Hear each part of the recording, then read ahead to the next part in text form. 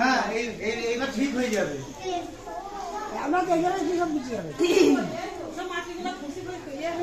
বাচ্চা নিয়ে ঢুকতে পারবে না ভেতরে, একদম সরু গলি আছে, আমরা পালিয়েলাম তো দেখতে পেলাম না।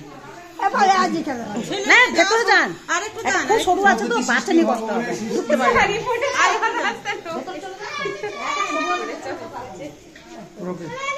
এবার ওইদিকে গিয়ে যাওয়া যেত, ওইদিকে গিয়ে বেরোবো, রাস্তা কতক্ষণে বেরোবো, তোমরা সবাই মিলে বাচ্চা নিয়ে চলে যাবে।